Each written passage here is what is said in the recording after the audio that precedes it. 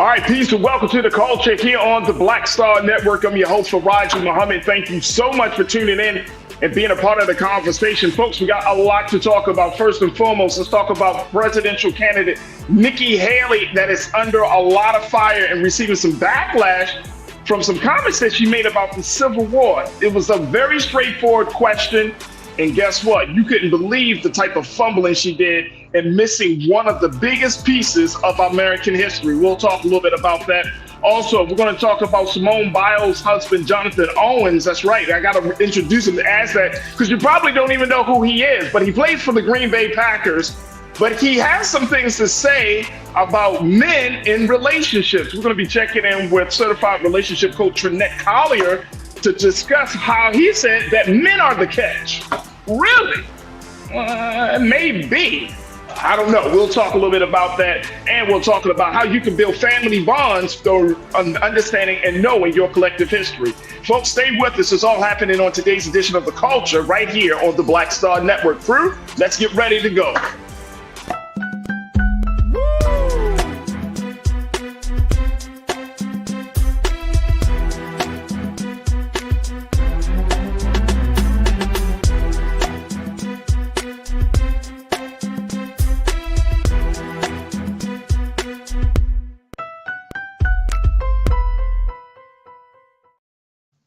All right, folks, welcome to the culture here on the Black Star Network. I'm your host, Farajii Muhammad. Thank you so much for tuning in and being a part of the conversation as we have these big discussions. And we are streaming live right now on our home website, blackstarnetwork.com. Just download the app for free. Follow us on social media at Black Star Network. And more importantly, folks, we ask for your financial donations. It makes all the difference in the world, especially as we are embarked upon the final week of 2023, we need your support. So go to our website today, download the app again, but more importantly, we ask for any amount that you can spare. We know the holiday season was upon us, and we know that some of us might be like, oh, I'm strapped for cash or whatever the case may be. But your support means the world to us, and it doesn't matter how much it is, as long as the spirit to give, to invest, to support us is there. We truly thank you for your donation. And again, we hope that you continue to watch us and more importantly, continue to help us to grow as we move forward. Now, we're also on Amazon News. You can check us out on Amazon News on your Fire TV. Just go to our Amazon, your Roku TV or your Fire TV. Find us there, and you can definitely check us out. We're also on Amazon Prime Video, folks. That's right, Prime Video. Find us on the Prime Video app under Live TV, then go to News, or find us on Amazon.com under Prime Video, Live TV, the News. We're also on Freevee, where you can find us on now under News. That's right, the Freevee Network. Big shout out to Freevee for carrying us. And we're on Plex TV, 24 hours a day, 7 days a week. Just search for Black Star Network on Plex TV or find us under Live TV, the News and Opinion. All right, folks. We are on social media platforms, so make sure y'all do your due diligence. Check us out on 3 major social media platforms that we are streaming on at this point. And there's also on these platforms where you can find us on the Online Culture Crew, but we're streaming right now on Roland Martin's Facebook page. We're streaming right now on Roland Martin's YouTube page. And for all of those who are on X, our Culture Crew on the X platform.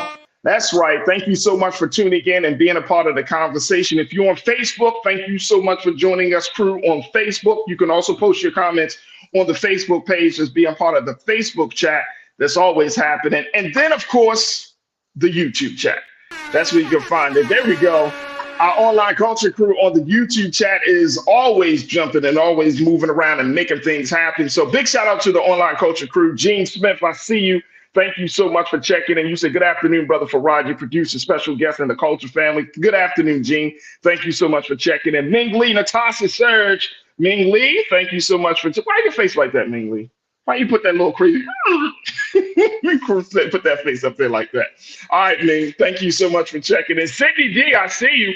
Thank you for checking in. Robin Welch, thank you for checking in once again. Always a good thing to have you a part of the conversation, Robin. Thank you. Lana, my sister, Lana, always bringing that fire, that heat, that love for our people. So, Lana, thank you for checking in. My brother, Conscious Thought, good afternoon, Culture Crew. Good afternoon, Conscious Thought. Always good to have you, bro. And I can't wait to hear what you got to say. I know you're going to have something to say on these topics, Conscious Thought. So make sure you get ready to post them. The ABX girl, you checking in. Always a pleasure. Always a pleasure. Love what you bring to the conversation. So thank you, as you always do. Mean Streets, you already jumping into the discussion. I see you. And we're going to get to that question. What do you want me to say about slavery? Nikki Haley asked. Yeah, Mean Streets. We got a lot of work to do. Karen Connor, my sister, checking in. As always, my sister Karen, thank you so much for being there, being super supportive of the work we're doing. Pastor Damon Blissett. Pastor, I'm glad that you and your family are back at home, brother, and I hope all is well. And I know you've been having a week of trial of, these past couple of weeks been tough for you and the family, but I hope everybody is slowly recovering and getting through it. And we are praying for you, Pastor Damon. Thank you so much. Who else we got in here? Jacqueline Rivera, thank you so much for checking in. Welcome to the chat. Chef Carter, welcome to the chat. Thank you so much for checking in as always. All right, Chef Carter, I see you. Almost thought we wasn't going to be on today. No, we're on today, Chef Carter. Thank you so much. All right, folks, let's talk. Let's talk a little bit. Nikki Haley, if y'all haven't heard about what Miss Nikki Haley had to say, I want to make sure that we let me just share this, and then let's see if we can kind of talk about this, because I think that it's indicative of something else that's happening in this country, which is why I wanted us to have a discussion about this. When she has backpedaled on her comments, a question that was a simple question that she was posed about the Civil War, she made a statement. And in the course of that statement, she did not acknowledge the very, very big thing around the history of the Civil War, why the Civil War happened.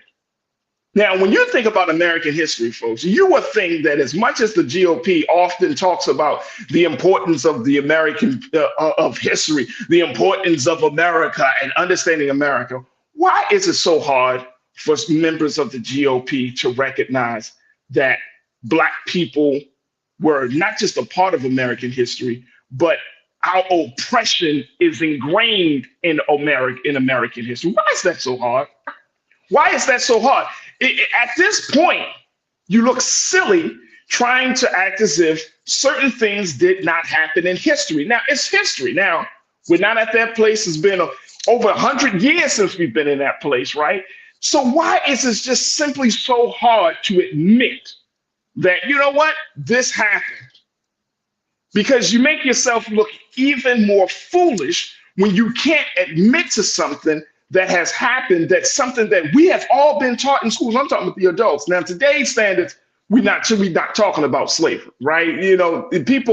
We're fighting to talk about slavery in today's classroom, folks. Y'all hear me when I'm saying that? We're fighting to talk about slavery, even though we know without a shadow of doubt it happened. More importantly, we're fighting just to talk about it, as if just simply talking about what has happened to Black people in this country is a problem. It's a real problem. Look, I got to take a quick pause. When we come back, I'm going to share with you what Miss Nikki Haley had to say in a simple question when she was asked at a New Hampshire town hall, when a voter bluntly asked the question, what was the cause of the Civil War? I want y'all to hear me. What was the cause of the Civil War? I'll share with you when we come forward what Miss Presidential candidate Nikki Haley had to say, and why this is exactly why we can't put certain people in office, and this is exactly why we have a big problem in America if we can't admit to the very, very known truth of what has happened in this country called history. Let's talk about it. Stay with me, folks. We've got a lot to cover. I want to certainly get your take on this. And of course, stay tuned. It's The Culture here on the Black Star Network.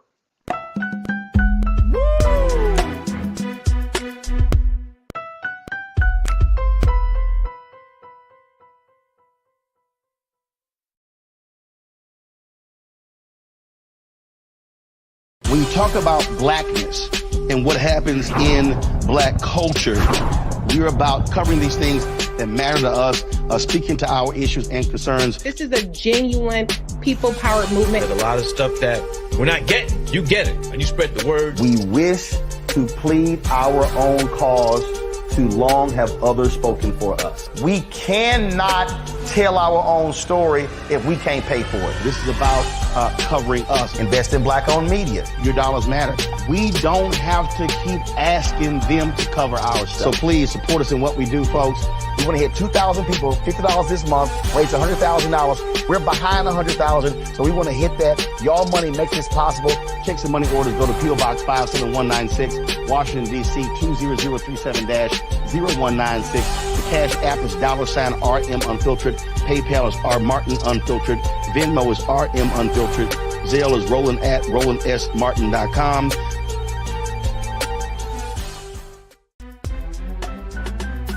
I'm Farajii Muhammad, live from LA.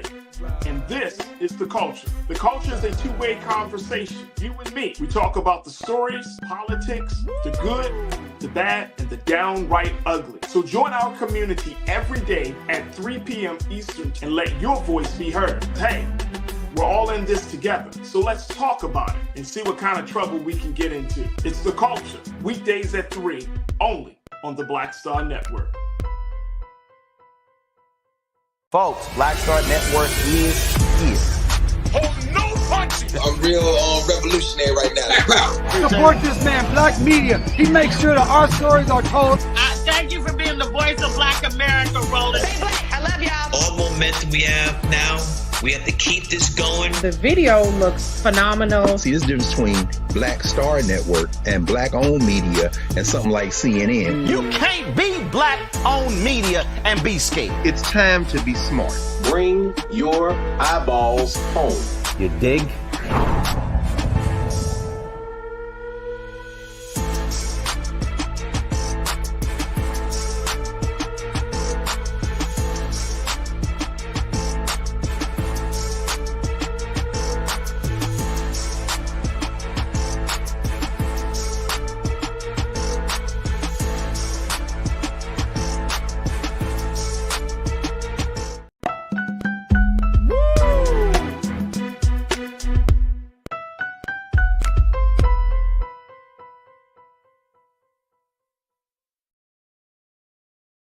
All right, folks, welcome to The Culture here on the Black Star Network. I'm your host, Farajii Muhammad. All right, now, big culture convo today is this situation around Nikki Haley. And the more and more I'm reading, and I got some stuff up, I'm going to share it with you, crew.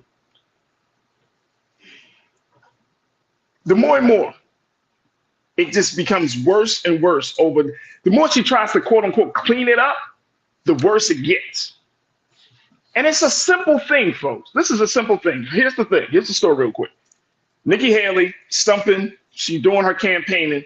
She's at a town hall in Berlin, New Hampshire, folks. Berlin, New Hampshire. Small state, small town hall, but she's making her rounds. Someone in the audience asked her a simple question. What was the cause of the Civil War? She said, let's put the quote up, please. Look at this answer, y'all. When she was asked what was the cause of the Civil War, she said, I think the cause of the Civil War was basically how government was going to run, the freedoms and what people could and couldn't do. That was the beginning of her response. Then she went on to say, I think it always comes down to the role of government and what the rights of the people are. And I will always stand by the fact that I think government was intended to secure the rights and freedoms of the people. It was never meant to be all things to all people.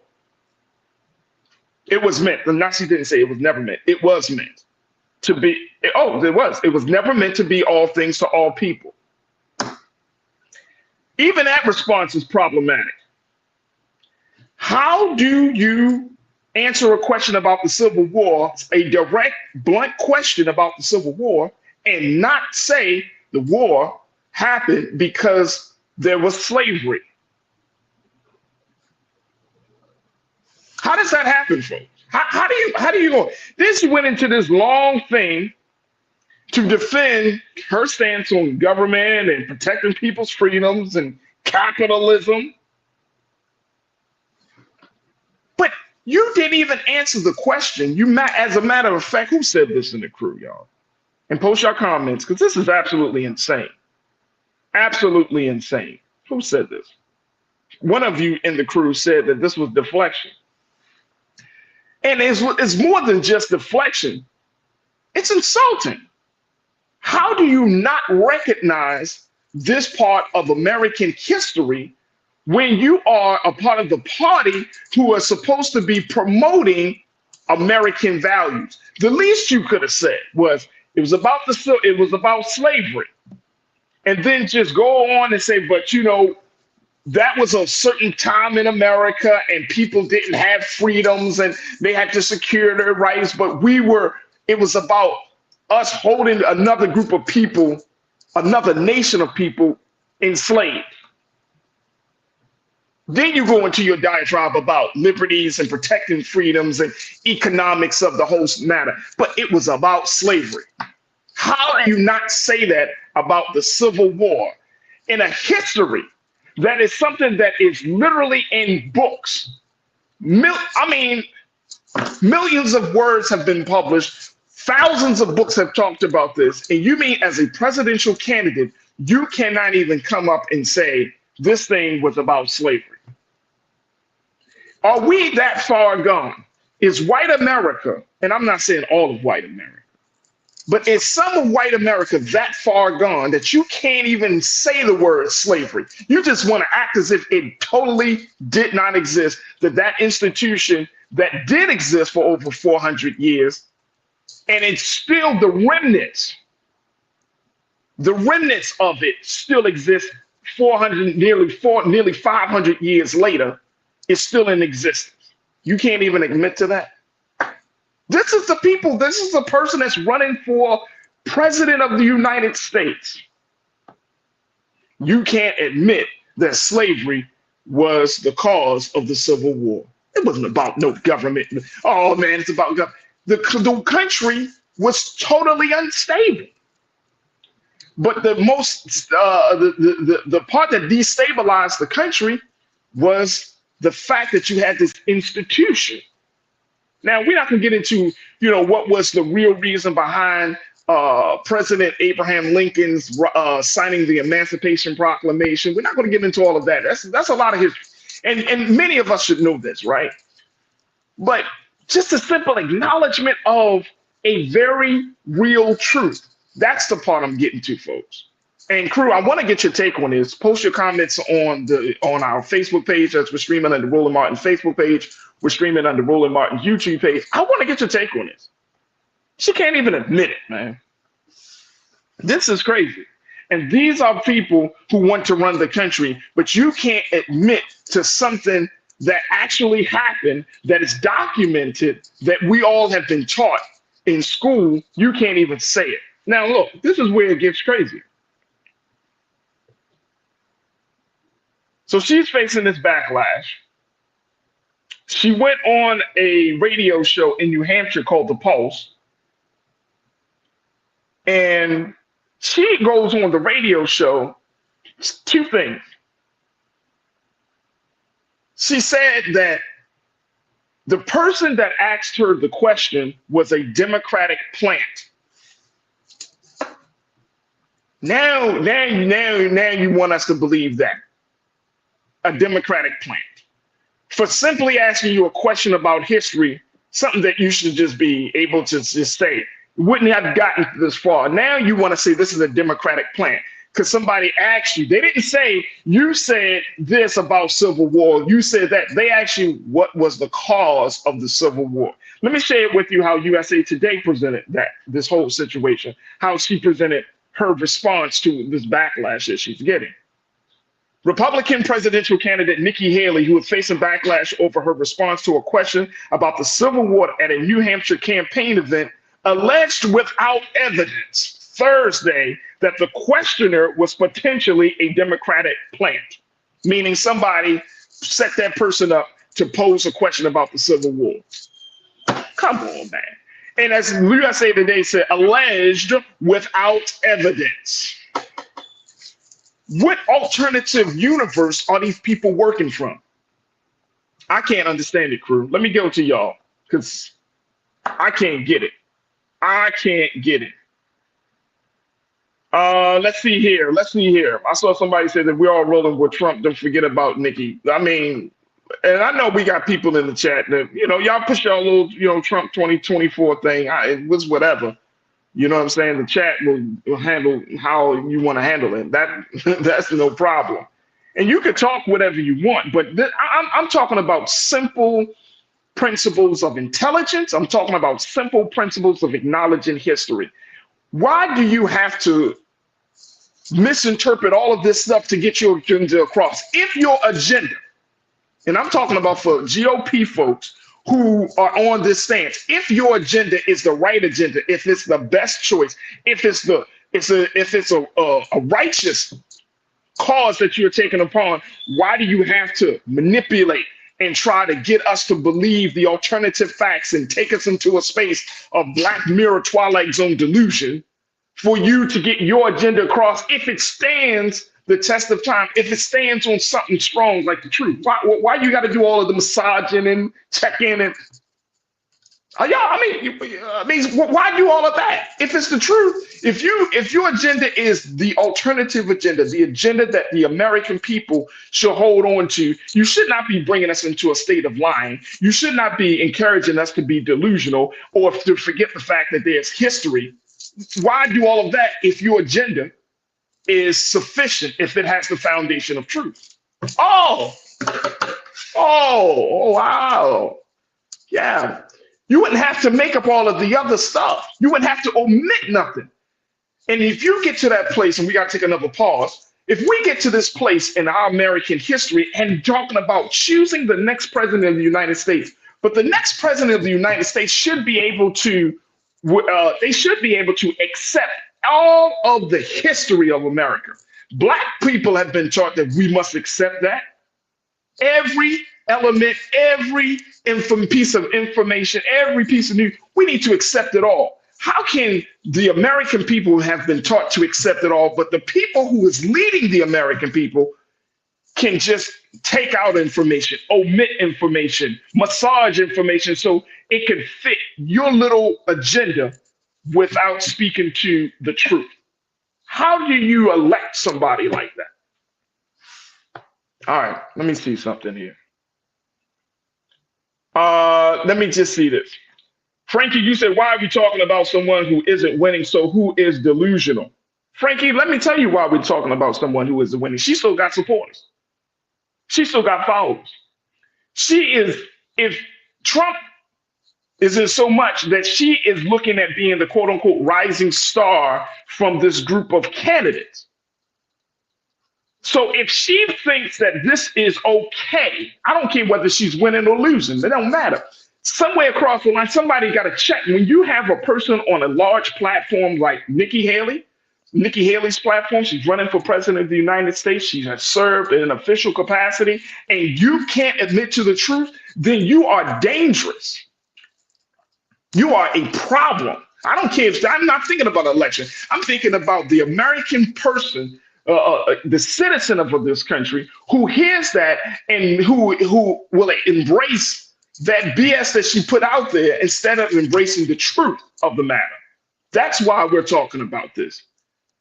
We want to act like people's lies don't carry weight. People's delusions aren't significant. And that's the problem in this country. That's one of the many problems.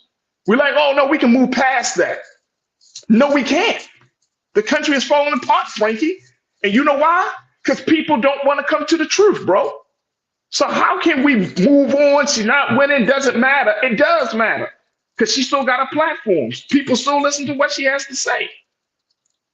And it's insulting to the history of Black people to not be acknowledged for the pain and suffering that this country has done to us. It's insulting. You can't acknowledge the institution of slavery? So how the hell do I expect you to acknowledge the pain and suffering that I'm experiencing in 2023 going into 2024? Make it make sense, Frankie.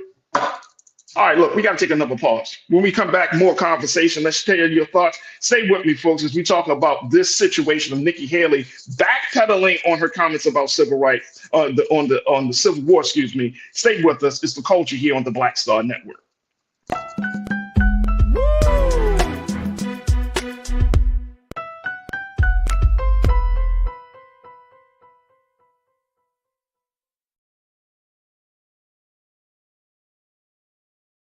Folks, Black Star Network is here.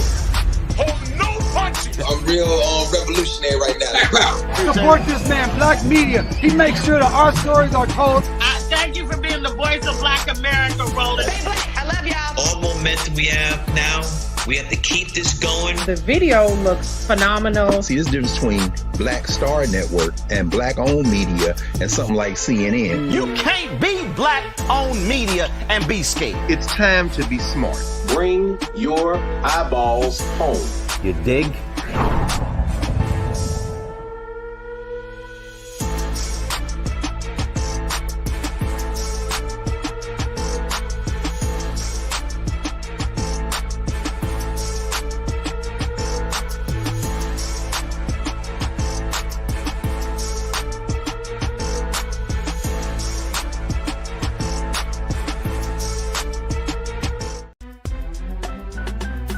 I'm Farajii Muhammad, live from LA. And this is The Culture. The Culture is a two-way conversation. You and me. We talk about the stories, politics, the good, the bad, and the downright ugly. So join our community every day at 3 p.m. Eastern and let your voice be heard. Hey, we're all in this together. So let's talk about it and see what kind of trouble we can get into. It's The Culture, weekdays at 3, only on the Black Star Network. When you talk about blackness and what happens in black culture, we're about covering these things that matter to us, speaking to our issues and concerns. This is a genuine people-powered movement. There's a lot of stuff that we're not getting. You get it, and you spread the word. We wish to plead our own cause. Too long have others spoken for us. We cannot tell our own story if we can't pay for it. This is about covering us. Invest in black-owned media. Your dollars matter. We don't have to keep asking them to cover our stuff. So please support us in what we do, folks.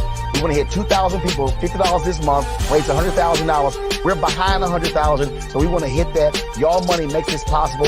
Check some money orders. Go to P.O. Box 57196, Washington, D.C. 20037-0196. The Cash App is $RM Unfiltered. PayPal is R Martin Unfiltered. Venmo is RM Unfiltered. Zelle is Roland at RolandSMartin.com.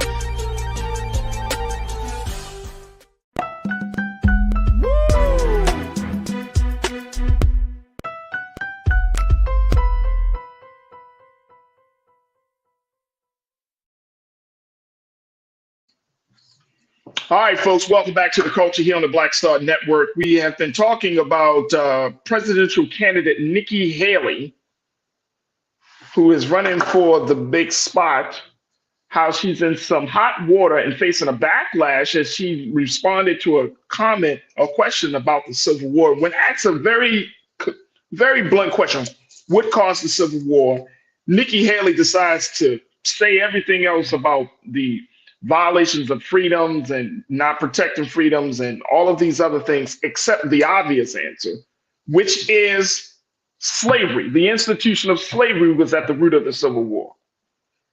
Now she's receiving this backlash. That was yesterday. Today, she came out earlier saying that, one, she believes that the situation, the questioner was a Democratic plant, meaning someone from the Democratic Party came in to throw a trick question at you. So the plant throws a question about the Civil War in New Hampshire to a Republican presidential candidate, and you think, Miss Nikki Haley, you think that person was a plant. Oh, they were trying to get me all stumbled up. Well, guess what? They didn't have to go too far because you fumbled and bumbled and you got yourself in hot water. This wouldn't even have happened if she just had said, hey, it was about the institution of slavery. But it's the fact that you can't admit to that that is problematic for me, and it should be problematic for the American people, because what kind of person what kind of person who can't admit to the truth, who can't acknowledge history, how can you be in the White House? How can you be the president for all people? Oh, I get it. I get it now. True. She can't be the president for all people because she's not desiring to be the president for all people. Bing bong, that's what it is. It's not about, you're not going into public service to serve the public. You're going into public service to serve your base. Oh, okay. I got that. She said also on this radio show, she said, I think, let me just share this part because this is interesting. She said in this local radio interview, of course this was today, of course the Civil War was about slavery. Oh, so you can admit that now, but why didn't you say it in a simple question before? She said, we know that. That's the easy part of it. No, it's not the easy part of it, because if it was so easy, you should have said it the first time. She said, what I was saying was, what does it mean to us today? What it means to us today is about freedom. Freedom for who? See what I'm saying? So now you, oh yeah, I mean, what I mean to say was what it means to us today. Freedom for who? How does the freedom of Black people, oh, you didn't even say the word Black. You didn't say that in your original response. So you didn't say that. You didn't say Black people. You didn't say people who were enslaved. You didn't say none of that. And you said freedom for who? You talking about the government. You talked about the government imposing itself upon the people so the people don't feel free. But are you talking about Black people, or are you talking about white people? Who are you talking about? Who are you talking about? Boys of Blick, you said maybe we should all carry a pocket Confederate successions document around like our pocket constitutions. Maybe.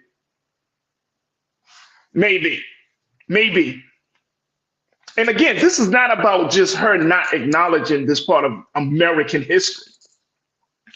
It's the simple fact that you are in a place, in a mental space where you don't even want to recognize this part of American history. So if you don't want to recognize something that happened over 100 years ago, what makes you think that I have the confidence that you will recognize my pain, my plight, my struggle as a Black man or a Black person in this country happening today, if you can't recognize it from over 100 years ago? I'll wait. If you can't acknowledge the pain of a people and of a country that was in such a savage state to even enslave another group of people, if you can't acknowledge that today from 100 plus years ago, how can we talk about civil rights? How can we talk about voter suppression? How can we talk about white privilege and human rights? How can we talk about those ideas if you simply can't acknowledge something that happened over 100 years ago, something that this country was the perpetrator of? You can't even say we were in a terrible place in America back then. That's not the America that I'm running for president of. We have gone, you couldn't even come up with us. Just out of humanity, right? Not even talking about political parties and stuff, just out of simple humanity. See, this is why it's problematic.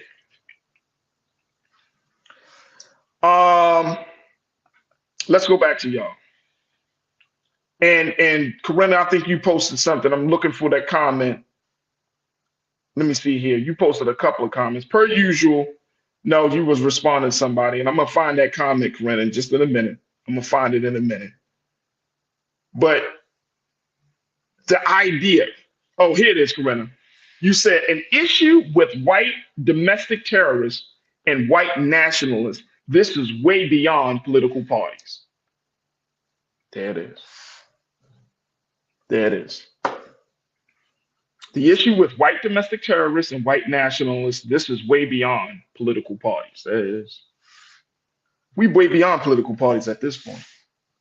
When President Biden talks about fighting for the soul of democracy,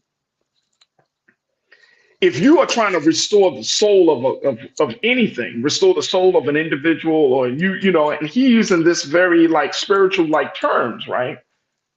But that soul needs to be put at rest, because right now the soul of democracy is being threatened, and this soul of democracy is not being it's all over the place. We don't know what the soul of democracy is right now, because America is embroiled in an internal conflict with itself.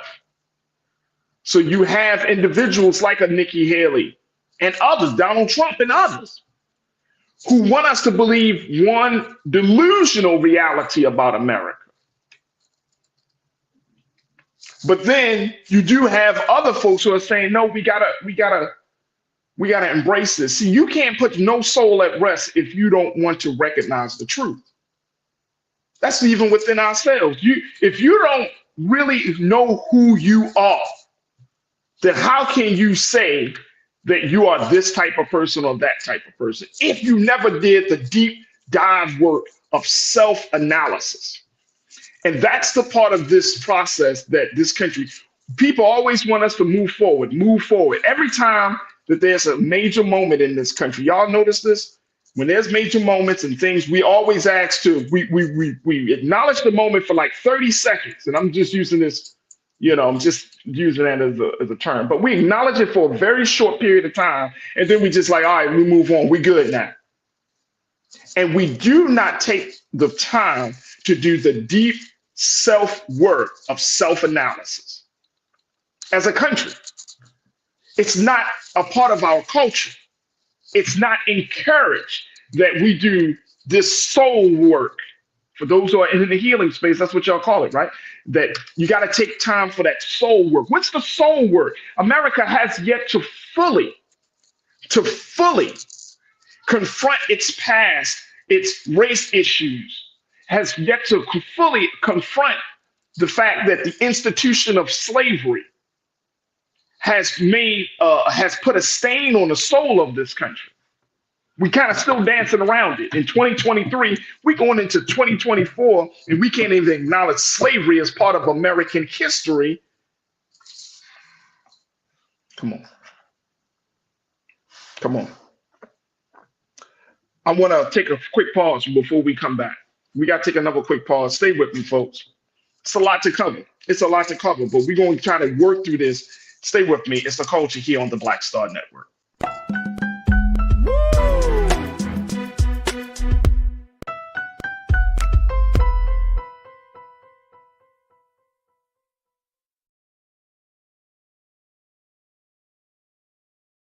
Pull up a chair. Take your seat. The Black Tape with me, Dr. Greg Carr, here on the Black Star Network. Every week, we'll take a deeper dive into the world we're living in. Join the conversation only on the Black Star Network.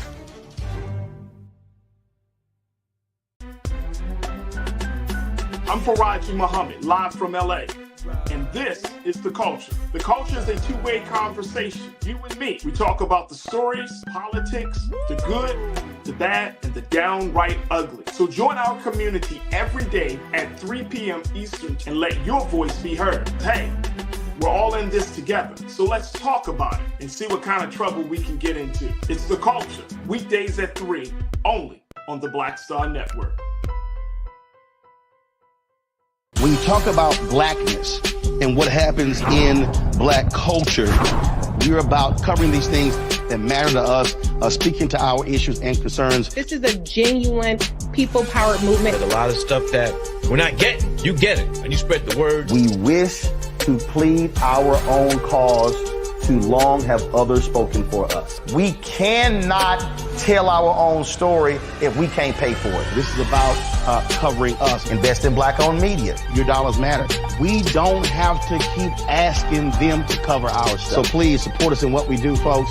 We want to hit 2,000 people, $50 this month, raise $100,000. We're behind 100,000, so we want to hit that. Y'all money makes this possible.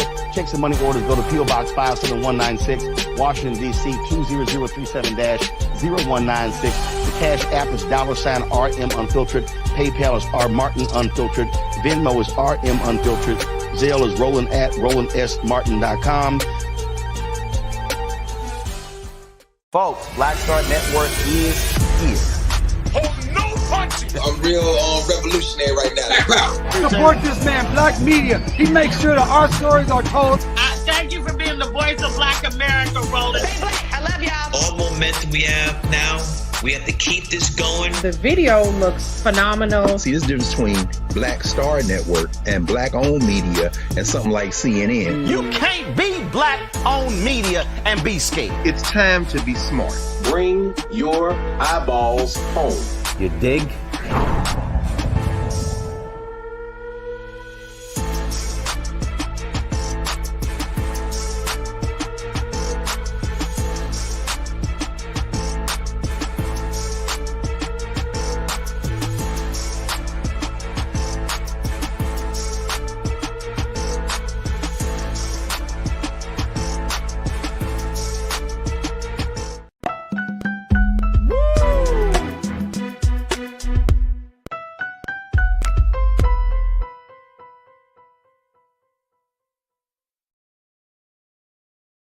All right, folks, welcome back to the show. Welcome to the culture here on the Black Star Network. Just, taking a look at what many of you are saying in the chat as we talk about Nikki Haley backpedaling on her comments about how the Civil War was started, what was the reason for the Civil War. Initially, she tried to frame it as the government infringing upon people's freedoms and not getting to the direct answer, which is the Civil War happened because of the institution of slavery. America were enslaving African people. Pastor Damon, you said it best. You talked about it. There's only one answer to the question. Doesn't matter who asks the question. It's not about being a Democratic plant. It's not about somebody trying to trip you up. If they trip you off from a very basic question that we should all know the answer to, then you shouldn't be president of the United States of America. That's all I'm gonna say, y'all. You shouldn't be president. You should not sit in the chair if you can't answer a simple question about a time in history that happened over 100 years ago. Are we happy it happened? No. But can we change it? No. At this point, it's history. It's history. But Nikki Haley acting like, and I think Sean Ryan, you checked in, you said, I wonder why she answered the question like that. What was her reasoning behind that? I was wondering too, Sean. Like, why is she answering the question like this? Why don't she not just say what it is? And see, now, at this point now, if you can't answer a straight up simple question, right, like this, then how can I believe that you're going to be able to answer the harder questions about the issues afflicting the American people? How can I put trust and confidence in your ability to give us a truthful analysis about where we are in this country if you get close to becoming president of the United States? Or how can I trust your answer? Now it shows me that everything that you say from this point forward is so distorted that you're living in an alternative reality in the universe that I can't put no trust and faith in what you have to say. And you may be trying to say the truth, but if you can't, this is what happens, folks, when you massage or you admit the truth, that whatever comes out your mouth after that point, we can't believe nothing.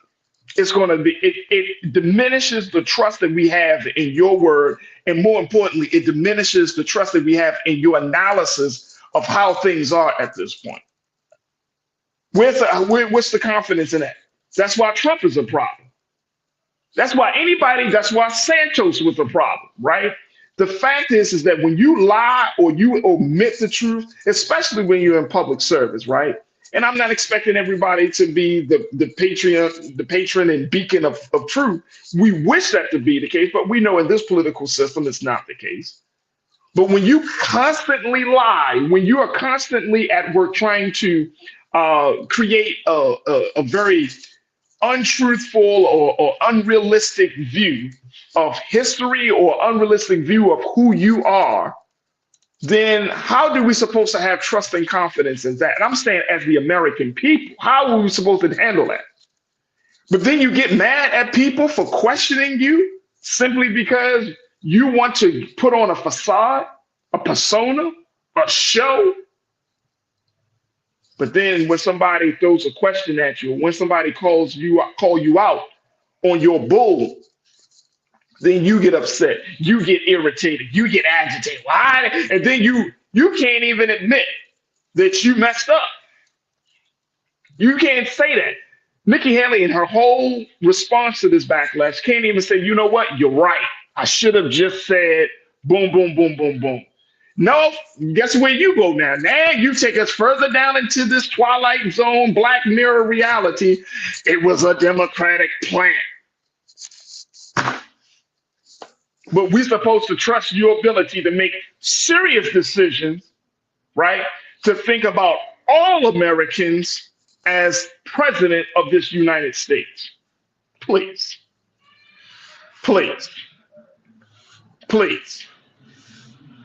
Farajii, Tiz, you checked in and you said, Farajii, they will never acknowledge the stain of slavery. Too many people were involved. England, Catholic Church, Spain, Portugal, and insurance companies. Basically, slavery was a business, big business. Tiz, you ain't lying, man. You ain't lying. It was huge business. It was a big business. And guess what? Everything that came out from chattel slavery, the institution of chattel slavery, as one, as we talked about this before, we had another story, and it was said that slavery and the legacies, I love this term in describing Jim Crow, redlining, and all of these things that we are dealing with at this moment, the legacies of slavery, Tiz, the legacies of slavery continue to be the foundation of this chapter in our American history. That's the problem. So we can't get to the source. And so since we can't acknowledge the source of the issues, how are we going to accurately address the legacies, the offshoots, the effects? Because we can't speak directly to the cause of an issue. Come on, man, talk to me. Come on, talk to me, Tiz. Great point, man. Great point. Great point. Cindy D, you said she's trying to call it state rights, as many races do. She's trying to call it everything else except for what it actually is, and that's the problem. That's the problem. We are in a serious situation. This is, and I'm going back to my sister Corinna Denise's tape.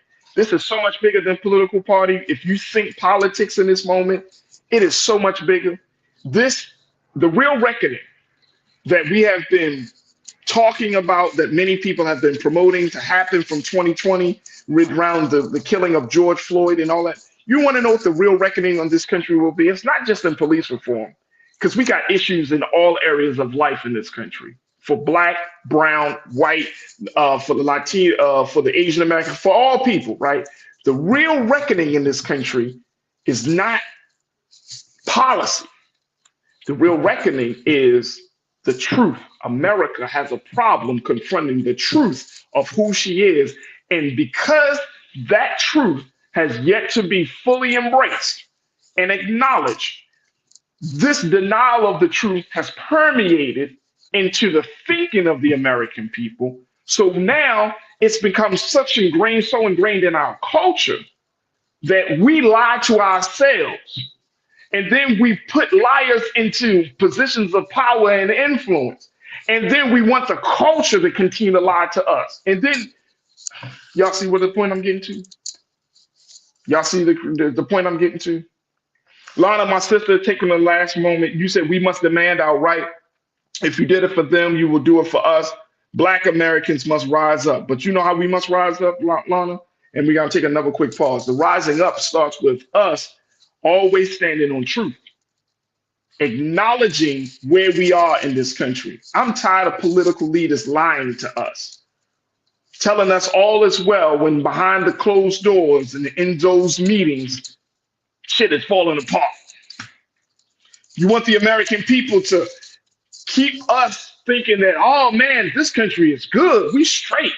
Democracy is in peril today. Race relations is at an all-time high in terms of hatred among the people, right? political polarization is real. And this is not trying to be the bearer of bad news. We got to look at this because somewhere along the line, the leaders think that the American people are like sheep, where we're just easily swayed and led, right? But so many of us, whether you're black or white, Asian, Latino, we're waking up to the reality that, look, man, stop lying to the American people about these things that affect not just our lives now, but affect generations down the road. How you gonna just lie and just omit and not acknowledge certain things? And then we want to say that we want to have a prosperous future. I don't want no future built on no lie, because any future built on a lie, it will soon become the past. Y'all hear me? Because that future ain't gonna stand. That thing is not gonna stand long.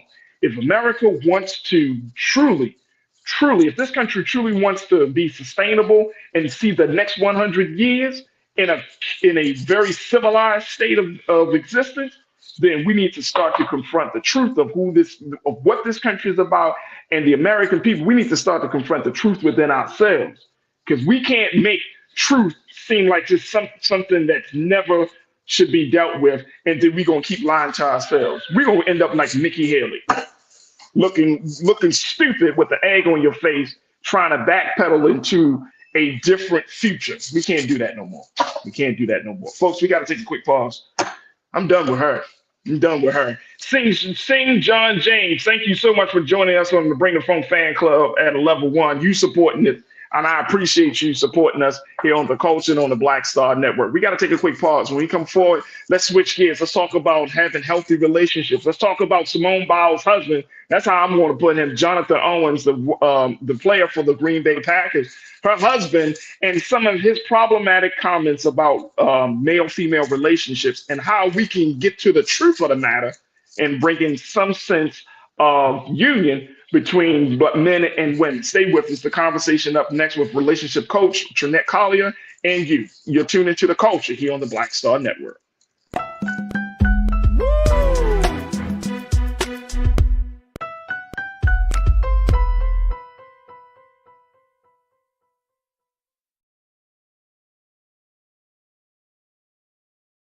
When you talk about blackness and what happens in black culture, we're about covering these things that matter to us, speaking to our issues and concerns. This is a genuine people-powered movement. There's a lot of stuff that we're not getting. You get it, and you spread the word. We wish to plead our own cause. Too long have others spoken for us. We cannot tell our own story if we can't pay for it. This is about covering us. Invest in black-owned media. Your dollars matter. We don't have to keep asking them to cover our stuff. So please support us in what we do, folks. We want to hit 2,000 people, $50 this month, raise $100,000. We're behind 100,000, so we want to hit that. Y'all money makes this possible. Checks and money orders go to P.O. Box 57196, Washington, D.C. 20037-0196. The Cash App is $RM Unfiltered. PayPal is R Martin Unfiltered. Venmo is RM Unfiltered. Zelle is Roland at RolandSMartin.com.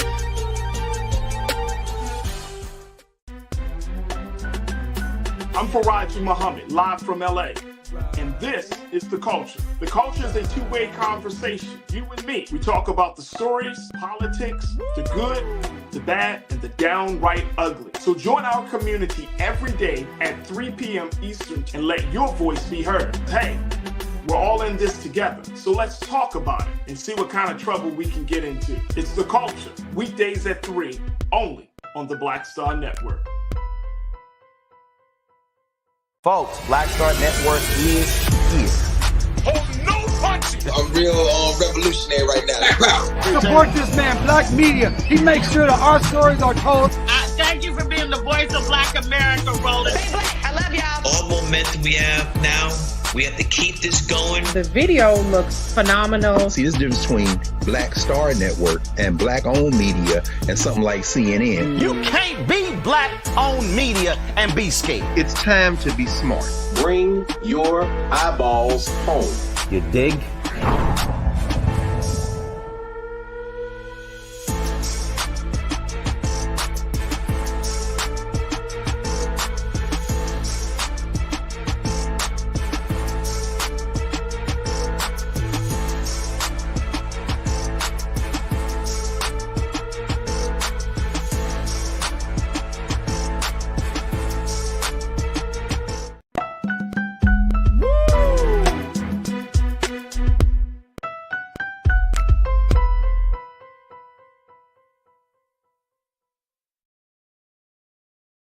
All right, folks, welcome back to The Culture here on the Black Star Network. I'm your host, Farajii Muhammad. Thank you so much for tuning in and being a part of the discussions, the conversations that we had. Big shout out to my online culture crew.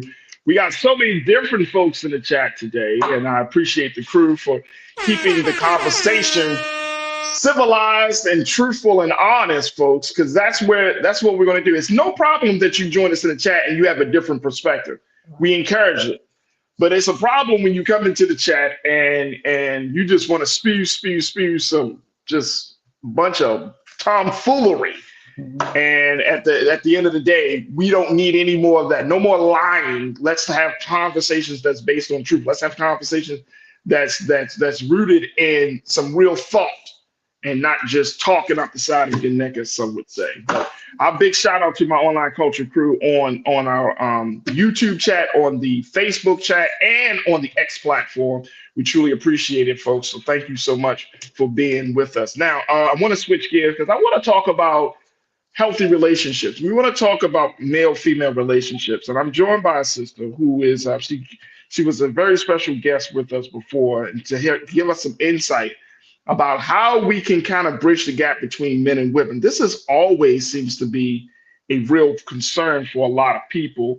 And this is based on the recent comments made by Green Bay Packers football player, Mr. Jonathan Owens. You might be asking your question, who's Jonathan Owens? He's Simone Biles' husband, her new husband. They only been married just for a couple of months, and he already is just, whew, Lord Jesus. So, folks, we want to talk to the certified relationship coach. She is known as the inspirationalist. I'm happy to have her back on the air with me, Miss Trinette Collier Green. Trinette, thank you once again for being with us. How you feeling this afternoon? I'm good. How are you? I'm on fire, Trinette. I'm on fire. I see. It's the last few days. We got 3 days left before we end 2023. Yeah. I ain't trying to come to 2024 no BS, Trinette. I know that's right. I ain't doing that. I'm choosing me. Well, we talked about that before. Remember, we said we have all the toxic people. Hey man, I'm choosing. Hey, look, we choosing truth in 2024. There you go. You got to. Hey man, if the truth is ugly, choose it, because that's how you're gonna get clean. If it's a pretty truth, then so be it. But we choosing truth in 2024. All right. Let's talk a little bit about Jonathan Owens. Yeah. This has been a hot topic on social media. It has. It has opened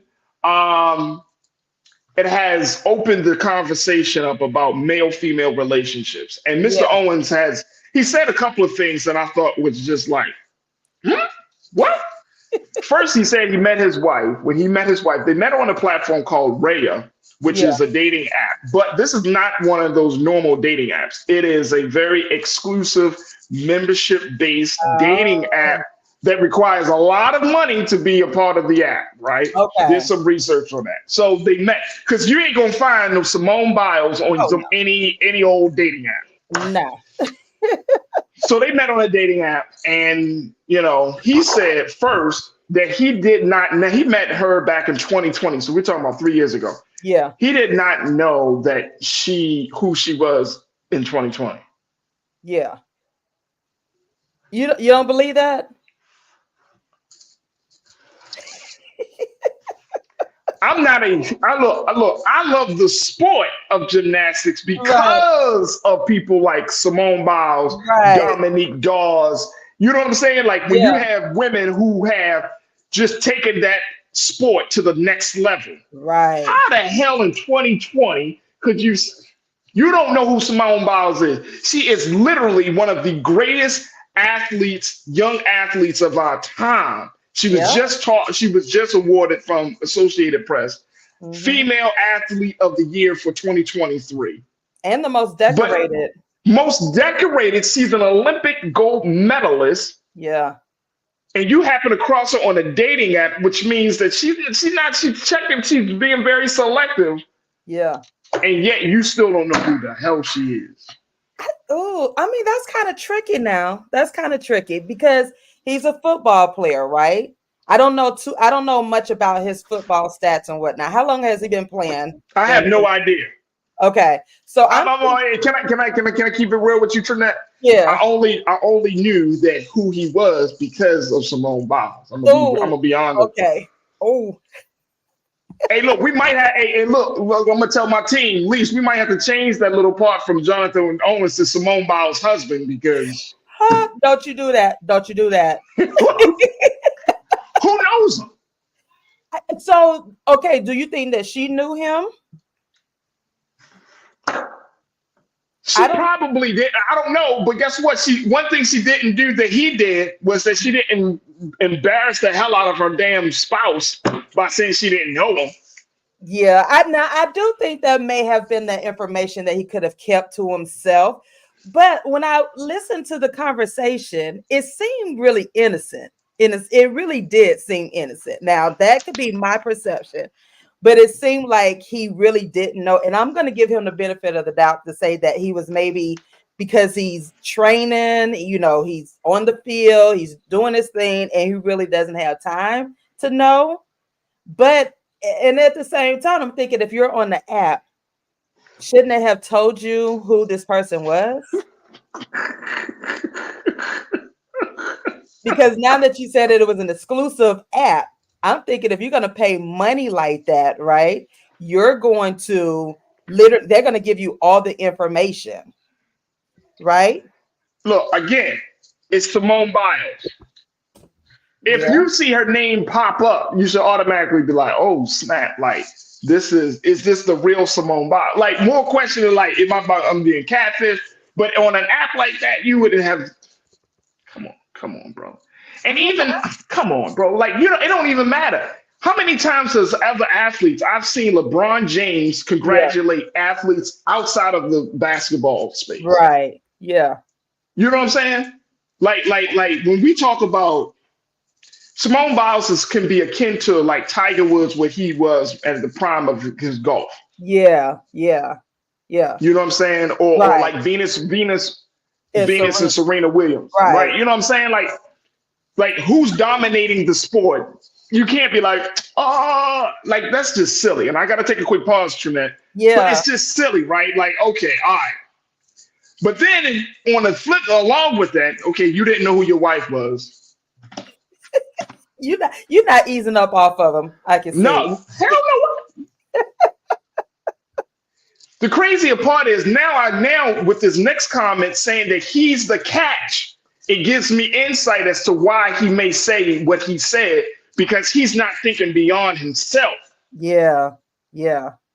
And there's a real problem with some of today's men.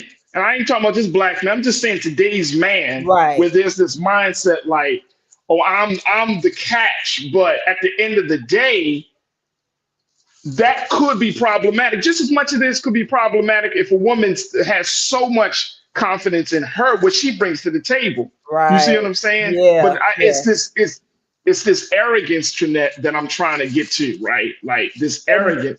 You could be all confident about yourself. So there's a difference. Do you think he is teetering-tottering with the arrogance and confidence? Yeah. Look, we got to take a quick pause. When we come back, let's have more conversation with certified relationship coach and the inspirationalist, Ms. Trinette Collier. And of course, I want to get your take on this crew. So post your comments as we're streaming live on Facebook, Roland Martin's Facebook page, and Roland Martin's YouTube page, and stay with us. It's The Culture here on the Black Star Network.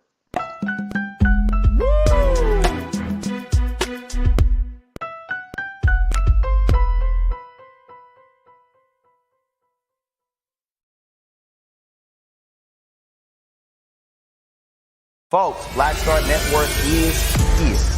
Hold no punches. I'm real revolutionary right now. Support this man, Black Media. He makes sure that our stories are told. Thank you for being the voice of Black America, Roland. Stay black. I love y'all. All momentum we have now, we have to keep this going. The video looks phenomenal. See, there's a difference between Black Star Network and black-owned media and something like CNN. You can't be black-owned media and be scared. It's time to be smart.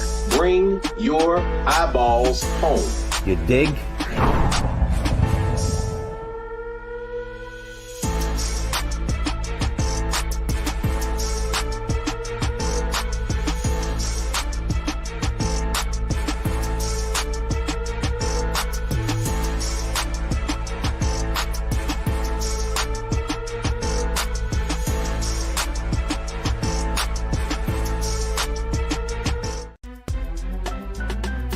I'm Farajii Muhammad, live from LA.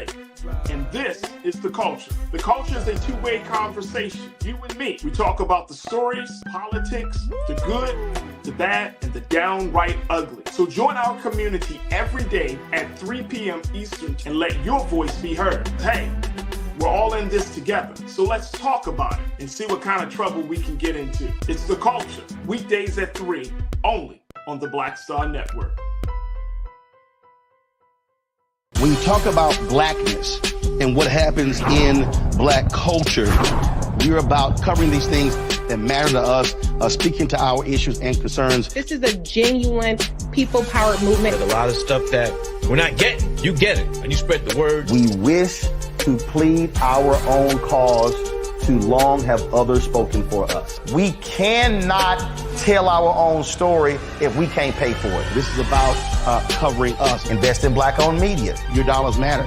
We don't have to keep asking them to cover our stuff. So please support us in what we do, folks.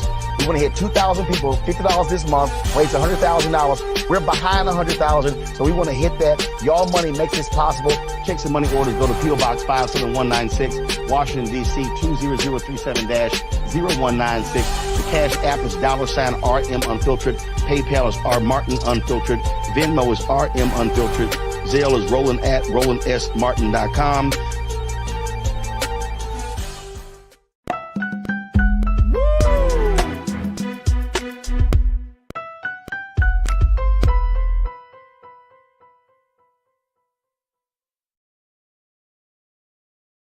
All right, folks, welcome back to The Culture here on the Black Star Network. I'm your host, Farajii Muhammad, talking to certified relationship coach Trinette Collier, also known as the Inspirationalist, as we talk about these comments made from Jonathan Owens, i.e. the husband of Simone Biles, how he said that he believes that he's the catch and that he didn't know who Simone Biles was. Now, of course, social media dragged this man.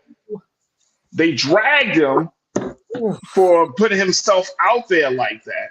Now, let me just give you a little bit of the backstory. He's been in the league for 5 years. So he joined the league in 2018. He's not been officially he wasn't a starter. Pastor Damon, you say he went from the Texans to the Packers, right? So he's already, crisscrossing teams in his first 5 years, right? Okay, that's fine. And my team, one of my producers, Lee, said that he just hit $1 million, which means that this year, let me just put this in context. That means that you weren't at the top of the list in terms of getting that time. $1 million is probably like standard in the NFL when you are just coming into the bit, because these guys aren't getting $1 million contracts. These guys, I'm talking about when you're a starter. Yeah, you're getting money. And not to say $1 million is some chump change, it's not. Right. But I'm saying in the world of the NFL, that's a very low end of the totem pole, right? Like very low end. At one point, starters, those who were on the bench, who would literally sit on the bench, get at least between $500 to $1 million. So that just goes to show you, if he's just touching $1 million after he's been in the league for 4 or 5 years, that means that he really wasn't that guy. He doesn't have any money.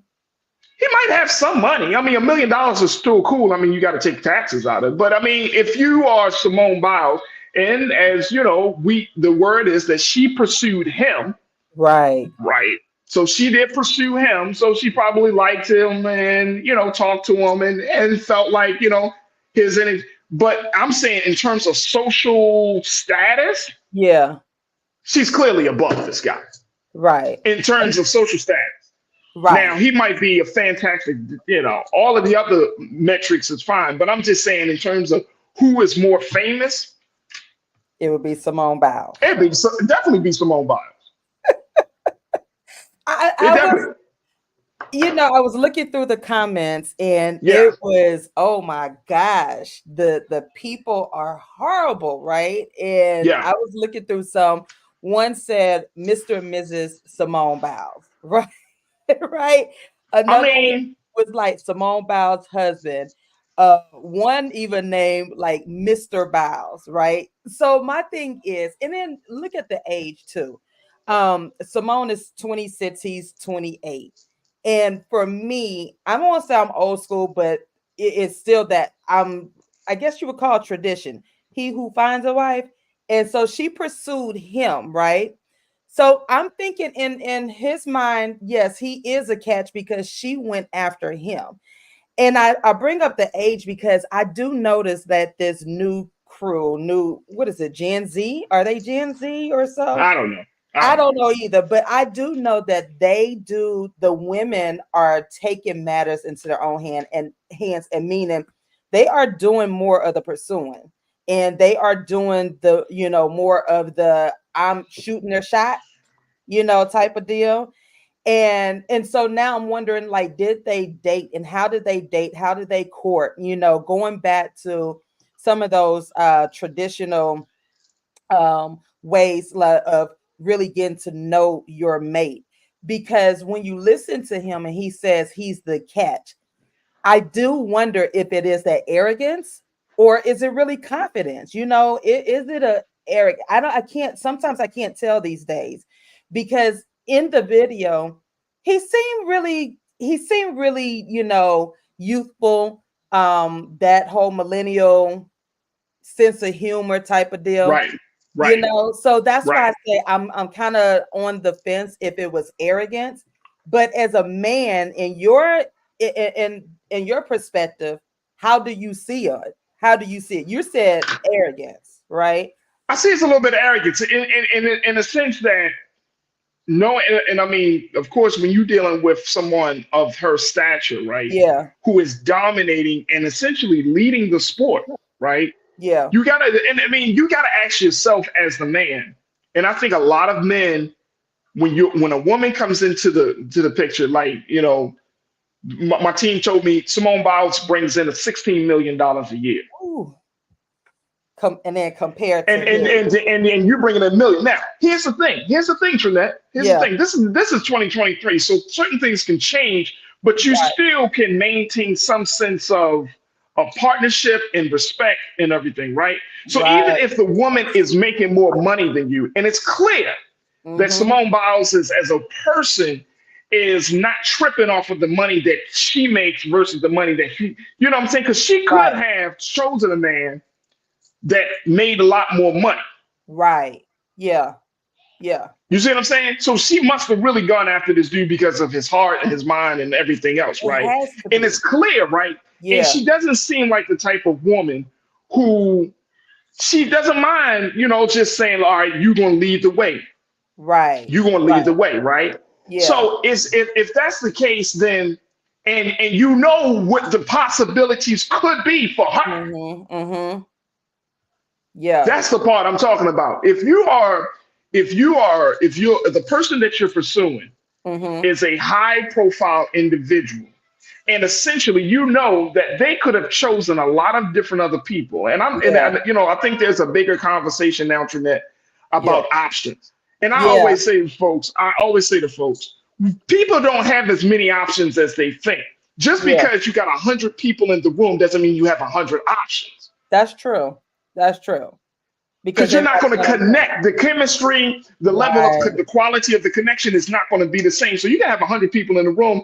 You have 10 people that you connect with, but 3 of them are actually options. Right. Exactly.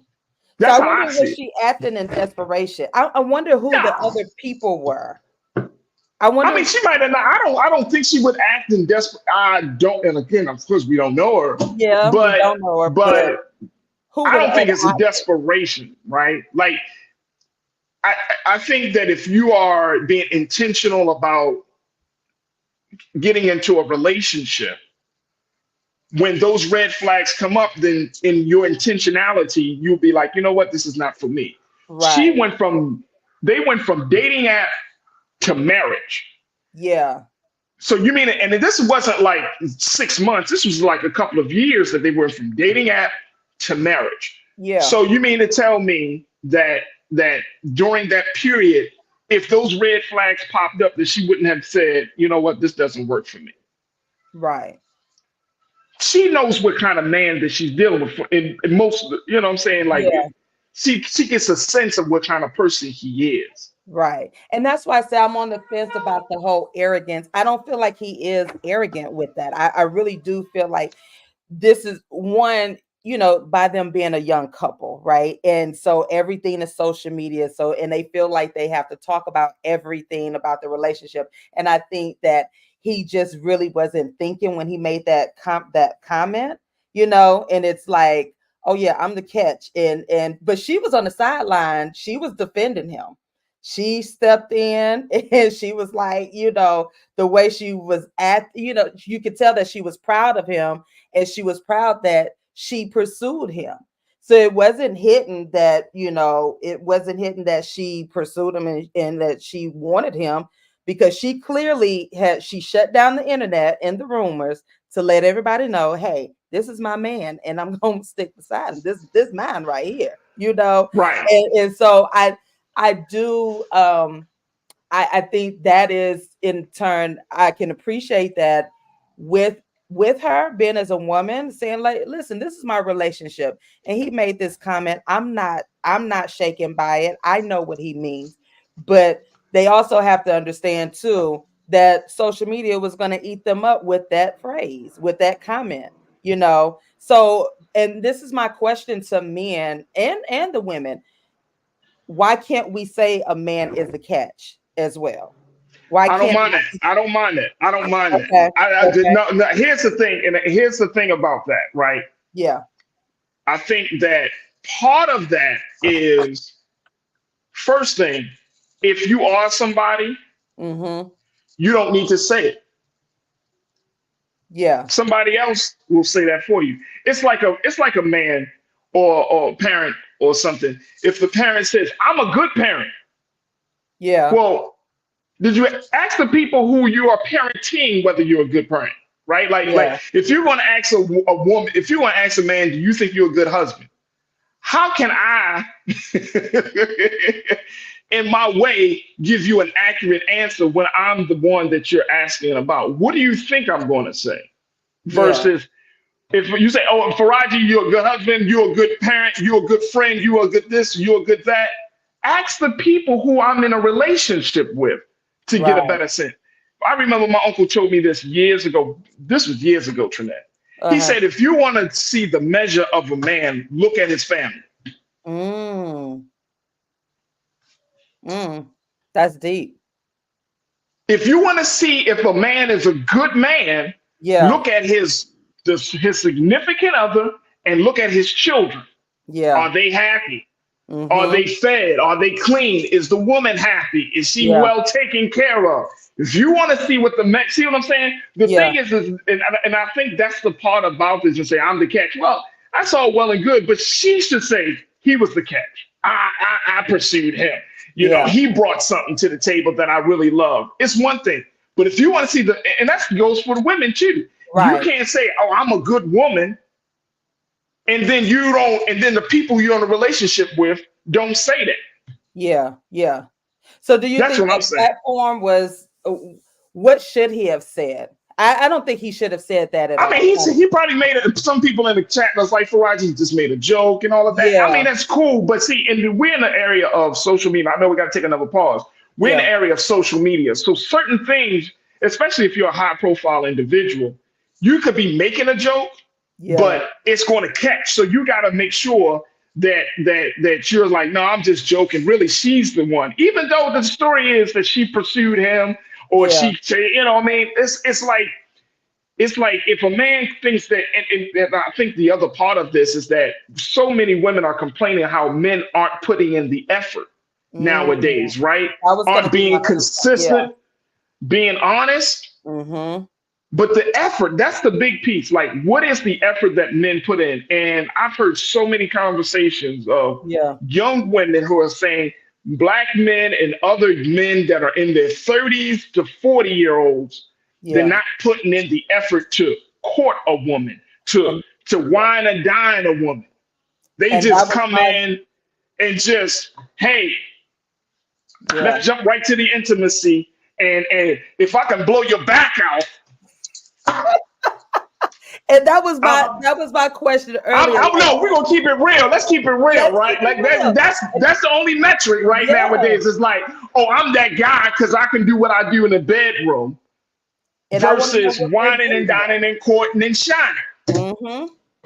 And that's what I want to know. What was their dating life look like? What was it like? What did they do? Because he was very confident, and when he said that, and he didn't backpedal on it or anything like that. He was like, I said what I said. I'm the catch. So that does, again, that's what I was saying earlier. Like, what was their dating life like?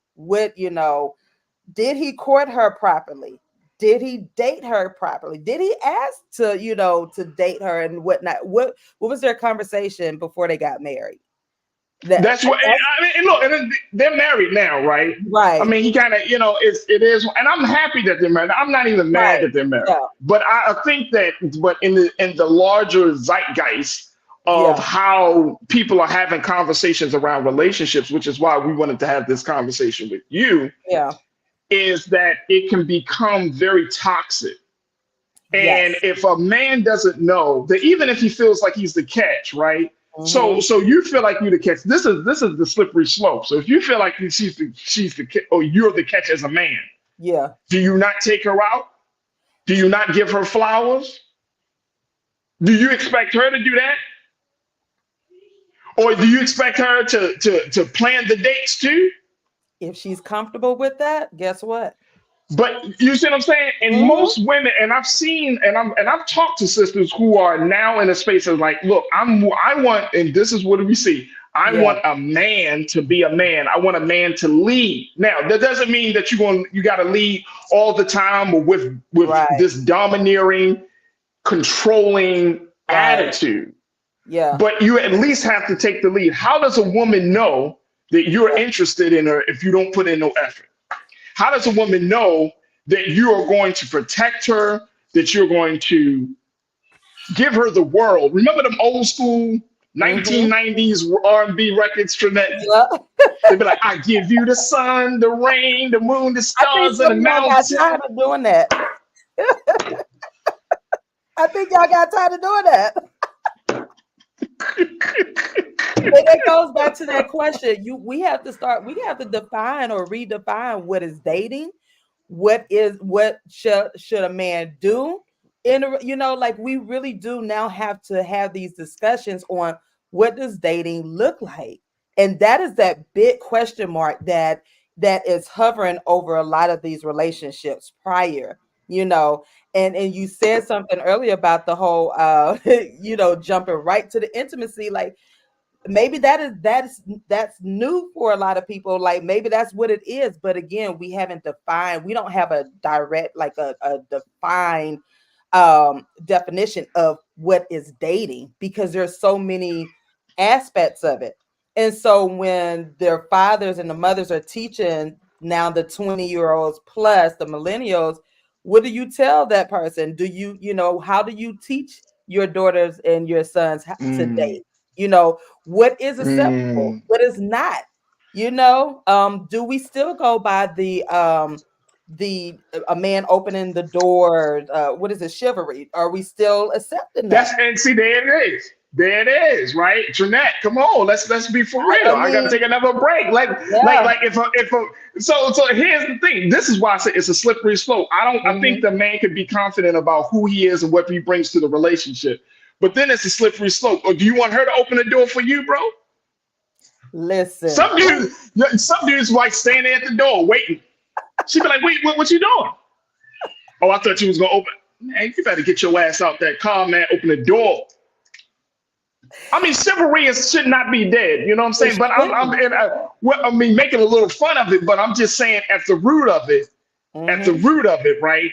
The man, and I think a lot of women, and I don't see no major cultural shift on this, but a lot, and I'm talking about Black women, still want a man to protect and to provide. Yeah. Yeah. And I'm not talking about just money. I'm talking about being emotionally available. I'm talking about being present in those moments, in those important times in a woman's life. I'm talking about that protection and providing. Right. That's what a lot of women are still looking for. And you can't be like, well, I'm the man, I'm the catch. So who's going to protect and provide for me? And that's a great question, brothers. That's a great question, fellas. Yes. But if we do and I'm saying get back to some of those old school values on some things, not on everything, but on some things, then that part of her is going to be tapped in when she is going to create the heaven on earth in your home. Because she's 26 now, and a change is about to come. A shift is going to come in a female and also in the male. So when she hits that point of her shifting, she's in her 20s. When she hit that 30s, those 30s, something's going to click. And I'm praying for the relationship. I want them to succeed. I want them to, but I think this is where they need that marriage mentor, that couples mentor to come in and say, hey, brother, you know what? Let's these comments, or just kind of revisit that, because she may look at that later on. Who knows? We don't know. But like I said, from just the video clip, she was very adamant. Hey, he said what he said, and I don't have a problem with it. It's YZ. But however, when you're, like you said, when you're looking down the line later on in the years, when they're celebrating 4 or 5 years, and plus, I'm pretty sure she's going to have a thought about that comment, and it depends on his actions as well. That goes along with, over the time. And social media will make you feel like you're on the right path. I know you're a certified relationship coach, and that's why I'm constantly bringing this up. Yeah, this ain't somebody. You're not just a woman that just be like, oh well, this is what I think. Right. You've gone and gotten training to help people through these things. Yeah. And I think that social media will make people believe that they can just go out into the world and say whatever. And more importantly, that they got all these options, and people, social media will make you feel like you are somebody other than who you truly are. Yes. And they will make your marriage. Because we don't know you. We don't know you. We don't know who you are behind the pictures and the backgrounds. Oh, I'm in this place. I'm at this. I'm taking this trip and all of that. We don't know you. We don't know you beyond. You might just bought that handbag for the $2,000, right? But the handbag might have been the only major purchase you made in the past 5 years. Exactly. You don't know. We don't know. You might have been saving up 6 months to get the handbag. We don't know. Just eating wrong. Not eating. Just so you can post your picture. Just so you can post. And that's what is going on with Instagram, Insta marriages. We want and that's why I always tell people I like to be honest and transparent. Your relationships, there are great marriages and the start of marriages, but sometimes we get on these apps and we just post the good and the jumping out of bed, and we're going to the local coffee shop and we're having lunch at this place and we making reels and all of this, but you're not addressing what's going on behind the closed doors, even though you don't need to do that publicly, but at the same time, don't fake the funk. Oh yeah, absolutely. Yeah. Look, we got to take a quick pause. Let me see. So many people are checking in. Davey, you said Faraji, that is fan fiction. We don't know these people. Laughing my ass off. We don't know these people. I don't know. No, we don't. You know what I'm saying? Yeah. But you would think that after the situation with Keke Palmer, that a man wouldn't come out and just try to put his significant other on blast or act as if she's not somebody. Yeah. You want to try to diminish her life. And you see what I'm saying? You're trying to diminish her life. Yeah. You know what I'm saying? Which is the problem. So I think that's part of it. But I agree with you, Dave. We don't know. We don't know. Right. Nicole, you said that part. Responding to Sister Lana, you said, Lana, the D, I'm going to just put it like that because y'all can get explicit. Y'all explicit today. The D and dollars are not enough to keep a relationship. Ooh. Come on, man. Hey. Come on, man. But see, that's part of the social media world when you got these dumbass memes and that's all you think all a woman needs is some D and some dollars and she be happy. Well, I give her, some of us can't even give her that. Listen, social media has become the new relationship coaches. Everybody's a guru. And everybody has gone through all of these relationships, and people tend to listen to them versus actually going to actual marriage therapists, counselors, coaches or even the elders. Like, if you don't want to do all of that, go to your elder who's been married in your family, or so like, we just don't want to do that. We'd rather go and look at the memes and pattern our life off of a meme that somebody miserably was sitting behind and created. Absolutely. Look, I got to take a quick pause. When we come back, I want to bring up a point about this that one of my producers brought up, and I think is an essential point. So we'll talk a little bit more about this. And if we have enough time, we possibly can get into the fact of what is happening in the great state of South Carolina and our history. Stay with us. More conversation with certified relationship coach, the inspirationalist, Ms. Trinette Collier, and you right here on The Culture on the Black Star Network.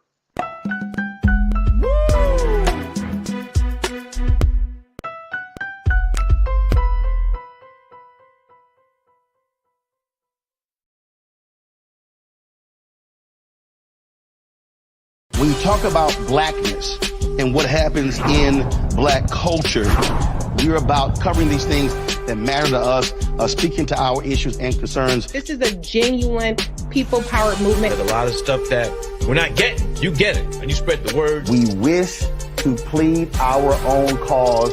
Too long have others spoken for us. We cannot tell our own story if we can't pay for it. This is about covering us. Invest in black-owned media. Your dollars matter. We don't have to keep asking them to cover our stuff. So please support us in what we do, folks. We want to hit 2,000 people, $50 this month, raise $100,000. We're behind 100,000, so we want to hit that. Y'all money makes this possible. Check some money orders. Go to P.O. Box 57196, Washington, D.C. 20037-0196. The Cash App is $RM Unfiltered. PayPal is R Martin Unfiltered. Venmo is RM Unfiltered. Zelle is Roland at RolandSMartin.com.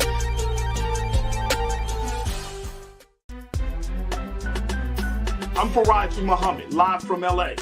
And this is The Culture. The Culture is a two-way conversation. You and me. We talk about the stories, politics, the good, the bad, and the downright ugly. So join our community every day at 3 p.m. Eastern and let your voice be heard. Hey, we're all in this together. So let's talk about it and see what kind of trouble we can get into. It's The Culture. Weekdays at 3, only on the Black Star Network. Folks, Black Star Network is here. Oh, no punching! I'm real revolutionary right now. Support this man, Black Media. He makes sure that our stories are told. Thank you for being the voice of Black America, Roland. Stay black. I love y'all. All momentum we have now, we have to keep this going. The video looks phenomenal. See, this difference between Black Star Network and black-owned media and something like CNN. You can't be black-owned media and be scared. It's time to be smart. Bring your eyeballs home. You dig?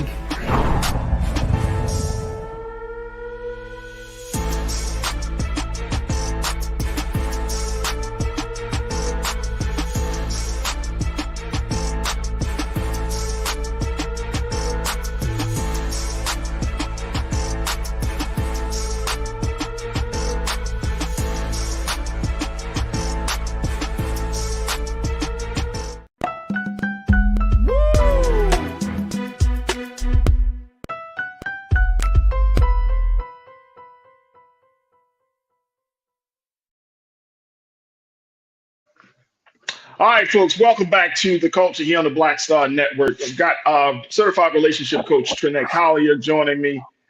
She is the inspirationalist, and folks, we'll be hearing more from her going into 2024. So I'm very, very excited about the conversations that we're going to have. But talking about Jonathan Owens.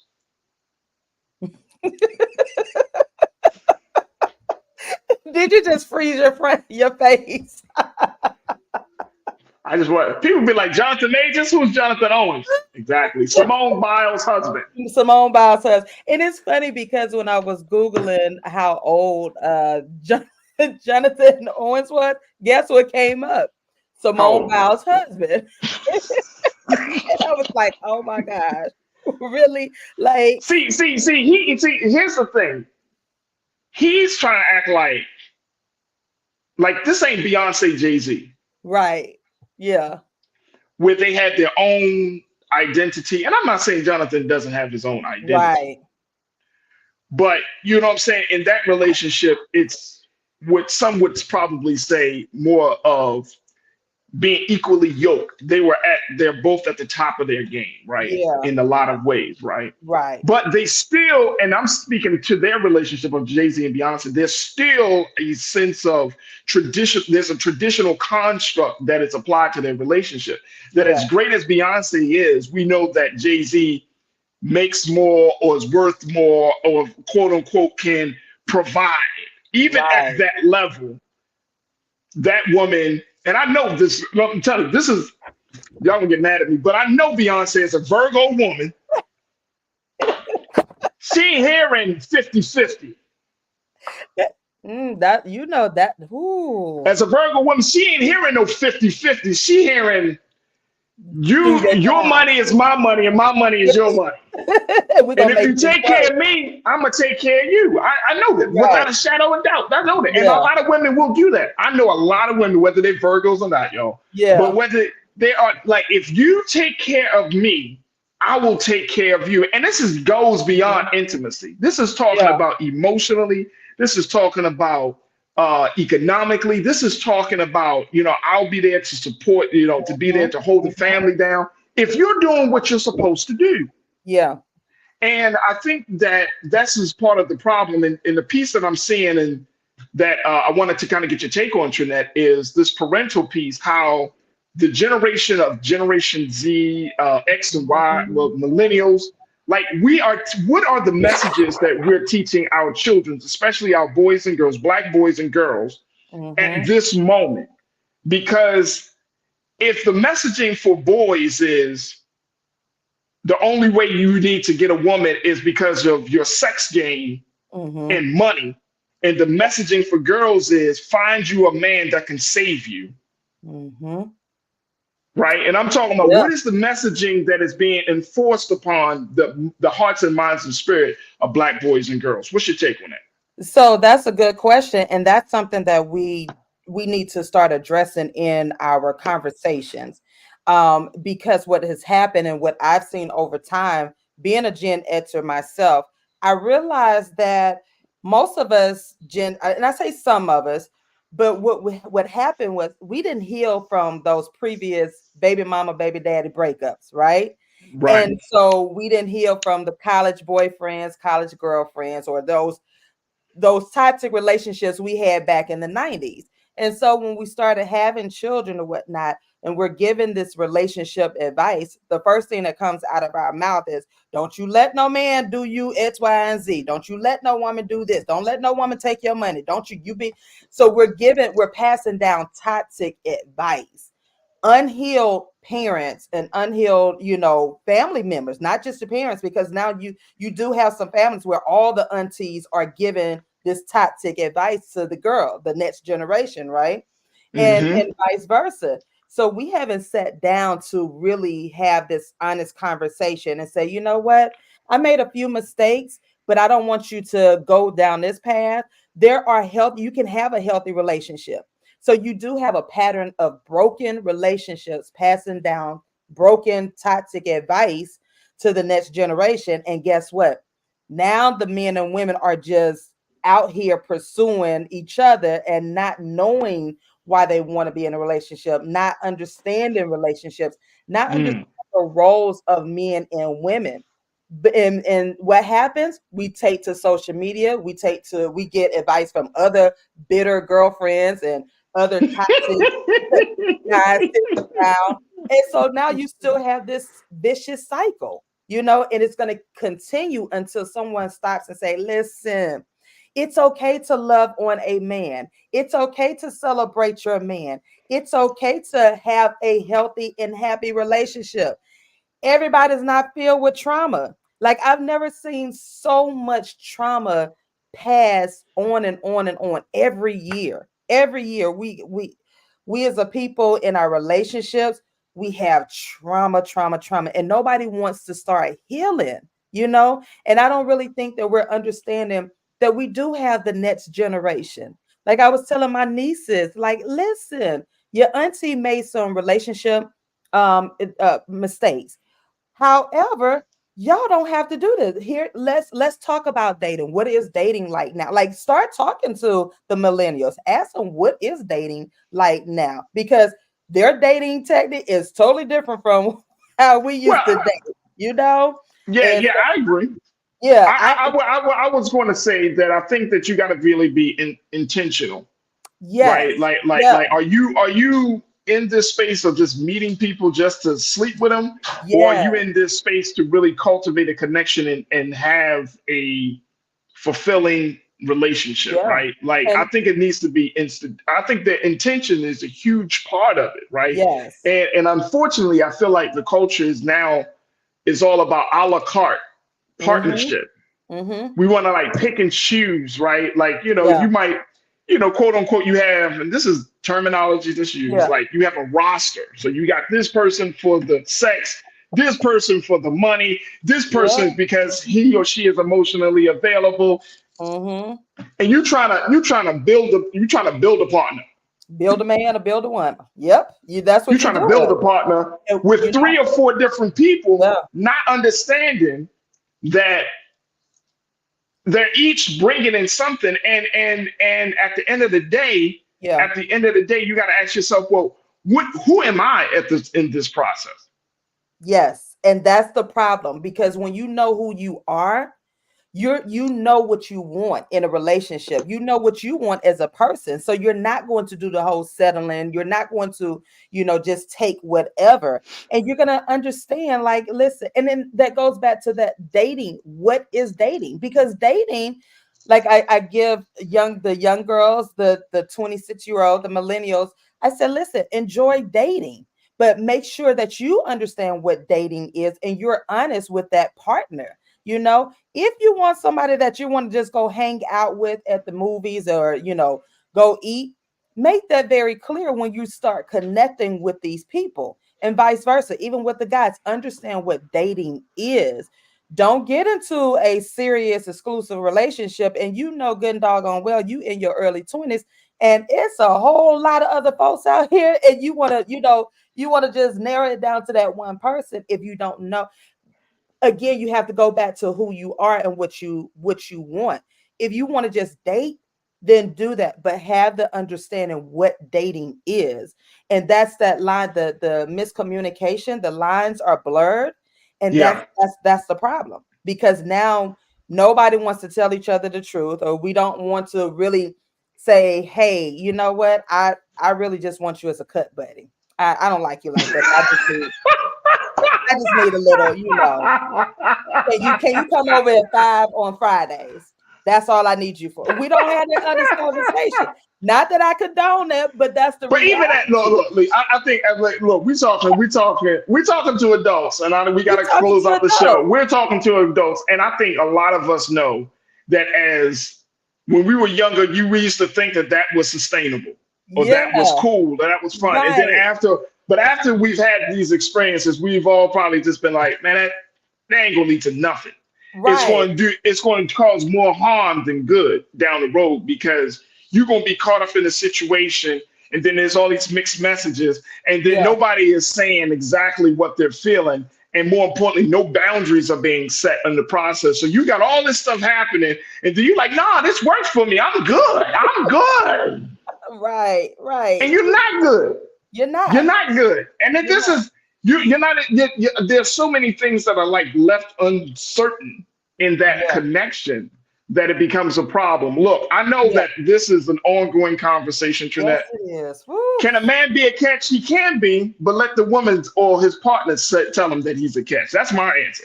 Yeah. You can't say, I'm a catch. I'm going back to what my uncle said. The measure of a man, you want to see what a man is all about? Look at the woman. Look at the person in his life. And if he has children, look at the children in his life. You can tell a lot. Because I don't care what you see from, look, we laugh at Nick Cannon, right? But here's the one thing, though. Nick Cannon is, I guess, if we don't know him, right, that he's doing something to try to support it. You know what I'm saying? We don't know. Yeah. But you got to ask the children. You got to ask the women in men's lives, is this guy the guy that he puts himself out there to be? And Going into 2024, Trinette. Yeah. We got to be honest, man. That's it. We got to be. We got to be honest. We got to. There's so much so much work that has to be done because the rupture between the sexes is huge. It's huge, especially in our community. We got to bridge that gap. So, all right, Trinette.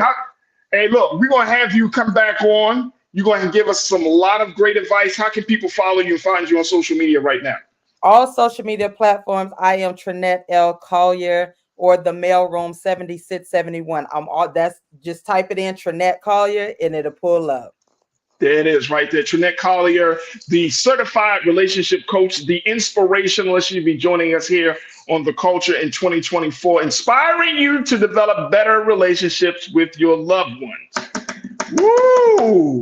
I like it. I like it. Can't wait to have you on. Trinette Collier, thank you so much for your time today. And most importantly, thank you for being so good for the culture. Thank you. Absolutely. All right, folks, that's going to do it for me. I thank each and every one of you for tuning in. Big shout out to my production crew. As always, making sure that the show comes across as professional as possible. So thank you so much to my team. I thank, of course, all of you for checking in, whether you're on the X platform, Facebook platform, or our YouTube chat. Man, the chat was jumping today. So big shout out to my online culture crew. Thank you for making today's show so good. And of course, tomorrow will be the final show of the new year. Of the old year. Can you believe it? We're at the end, folks. We're at the end. So I'm going to have my sister Corinna. I'm going to have Corinna on tomorrow, y'all. God willing, we're going to have Corinna. We're going to chop it up, right, Corinna, me and you. As always, we're going to bring Fire Fridays back to you one more time for 2023. So we'll have that conversation tomorrow. Make sure y'all do your due diligence. Support us here on Black Star Network, man. We're doing our best to make sure that we're covering the conversations, the topics, and just the culture in general. Go to our website today. Download the app for free. Follow us on social media. And please give something. Anything that you give. I know it's the end of the year. I know the holidays just passed, but trust and believe we need your support. So go to our website today at blackstarnetwork.com. And we cannot thank you enough for your support and being an investor and a stakeholder in this movement. All right, that's going to do it for me. Stay tuned up next 6 p.m. Eastern Standard Time. Roland Martin Unfiltered. As always, never be afraid to challenge what's wrong. Stand for what's right while being yourself in the process. God willing, we'll talk tomorrow for another exciting edition of The Culture right here, only here, exclusively here on the Black Star Network. Have a great evening. Peace.